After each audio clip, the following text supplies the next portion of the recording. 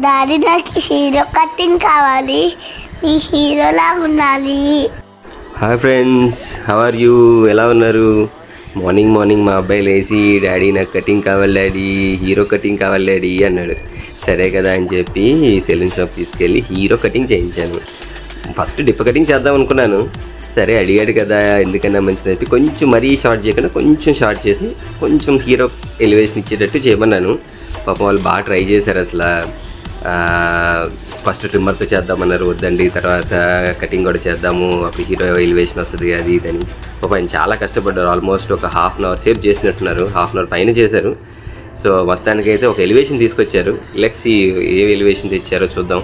నేను కూడా వెనక నుంచి వీడియో తీస్తున్నాను, బాగా ఎక్సైటెడ్గా ఉన్నాను. అసలు ప్రతిసారి చేపిస్తున్నాను కానీ బాగా ఎక్కువ షార్ట్ చేస్తున్నారు. ఈసారి చూడాలి ఏ వర్షన్ వస్తుందా అని. కానీ మా వాడికి కటింగ్ అంటే చాలా ఇష్టం. డాడీ కటింగ్ చేయించి డాడీ అంటూ ఉంటాడు. మా 90s బ్యాచ్లో అయితే మా డాడీ మాతో పాటు వచ్చేవాళ్ళు.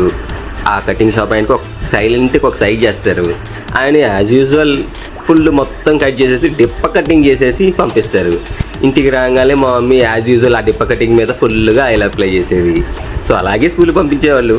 ఫ్రెండ్స్, మరి మీకు ఎలా ఉండేది? మీ డాడీ మిమ్మల్ని ఎలా చేసేవాళ్ళు, ఎలా కటింగ్ చేయించేవాళ్ళు? కామెంట్ చేయండి. Okay, please subscribe. So waiting for the final version. Yes almost there. Final కొంచెం మెత్తలు దుబ్బుతున్నారు, చూడాలి. సో ఏం ఫైనల్గా ఏం వర్షన్ తీసుకొచ్చారనేది ఈవెన్ వెయిటింగ్. సో కామెంట్ చేయండి ఫ్రెండ్స్, మీకు ఎలా నచ్చింది స్టైల్ అనేది.